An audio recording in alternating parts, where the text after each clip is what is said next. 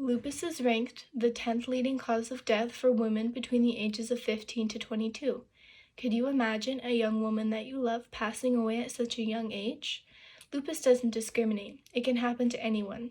Now you might be asking yourself, what is lupus? Well, according to the CDC, systematic lupus erythematosus, or SLE, is the most common type of lupus. SLE is an autoimmune disease in which the immune system attacks its own tissues. This causes widespread inflammation and tissue damage in the affected organs.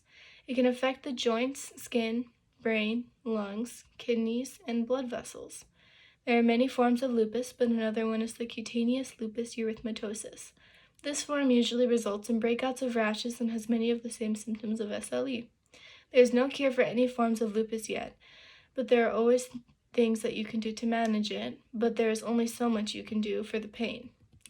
Lupus has killed thousands of women over the years and is still one of the least talked about autoimmune diseases. Knowledge is power, and knowing about a disease that could affect a loved one is important. I was constantly doing research about lupus as a child.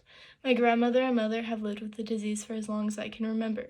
I've always looked up trials and magical cures for my family, and there have been none. In my speech today, I will describe the detection rate of lupus and some external and internal symptoms. I will examine how to manage the side effects of lupus and how to live with it every day. And I will discuss popular icons and historical figures who have had lupus.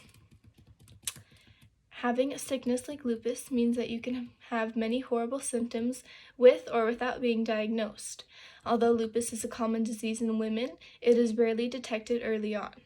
According to the National Lupus Research Center, of the 130 patients who developed lupus, 115 or 88% had tested positive for at least one lupus autoantibody up to 9.4 years before the diagnosis, compared with 3.8% of the people not diagnosed with the disease during the study.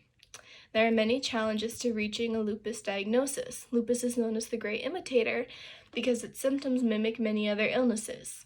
Lupus symptoms can also be unclear, can come and go, and can change. On average, it takes nearly 6 years for people with lupus to be diagnosed from the first time they notice their lupus symptoms.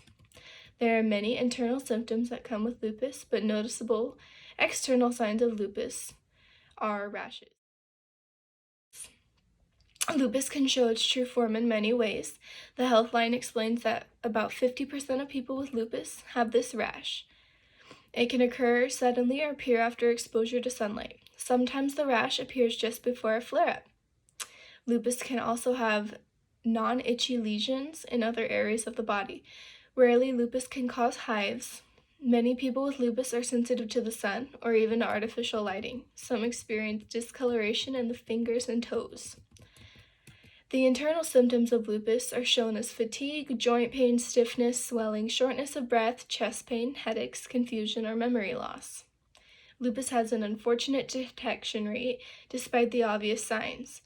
Although lupus has no cure, there are many things you can do to manage it and maintain a semi-normal lifestyle. Managing a semi-normal lifestyle with an illness like lupus is difficult. Constant pain and fatigue are always present, but there are things that you can do to manage these, like choosing the correct foods and small changes in your everyday life. Because lupus is already an inflammatory disease, eating foods that help fight this can help reduce the symptoms.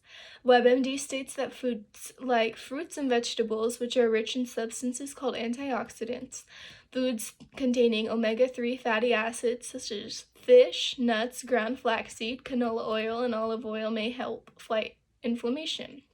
While these foods may help fight inflammation, foods like saturated fats can raise cholesterol levels and may contribute to inflammation, so they should be limited. Another thing that you can do to decrease symptoms is avoiding a sudden worsening of lupus symptoms called a flare. A stress can increase the chance of having a lupus flare and increase lupus pain when symptoms are active, so a low-stress lifestyle is best. Regular exercise is important for people with lupus in order to maintain healthy weight.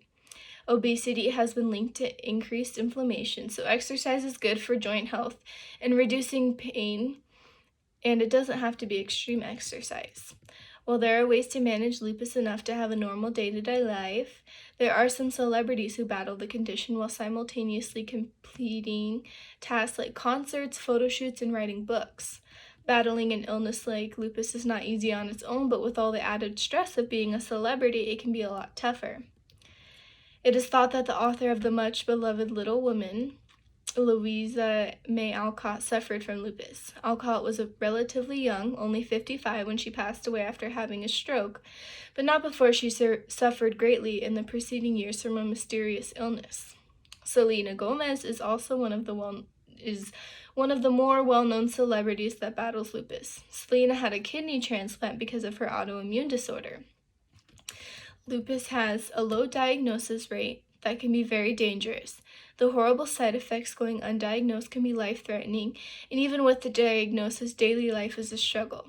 The autoimmune disease has no cure, but there are ways to manage flare-ups, such as proper diet, exercise, and managing stress.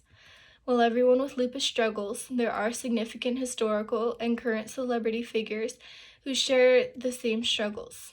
Lupus is a deadly disease that many women have lived and live with. It can be managed, but unfortunately there is no cure for anyone with this disease. While I'm ending my speech here, I feel it is important to remember the lives lost due to this wretched disease. Look for signs and symptoms in your loved ones, and don't let them become a part of the 10th percentile death statistic.